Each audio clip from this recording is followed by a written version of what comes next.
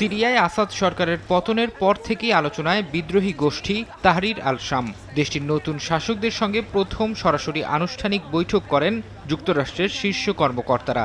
দলটিতে ছিলেন মার্কিন পররাষ্ট্র দফতরের শীর্ষ কর্মকর্তা বারবারা লিফ, প্রেসিডেন্টের হোস্টেজ বিষয়ক বিশেষ প্রতিনিধি রজার কার্স্টেন্স এবং জ্যেষ্ঠ উপদেষ্টা ড্যানিয়েল রুবিনস্টাইন।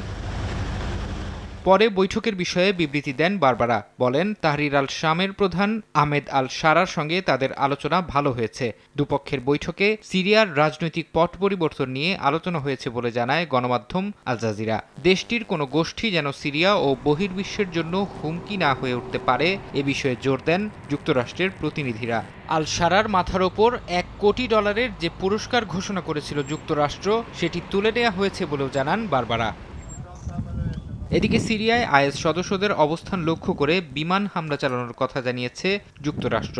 শুক্রবার সামাজিক মাধ্যমে দেয়া পোস্টে মার্কিন সেন্ট্রাল কমান্ড সেন্টকম জানায় তাদের হামলায় নিহতদের মধ্যে গোষ্ঠীটির শীর্ষ নেতাও আছে।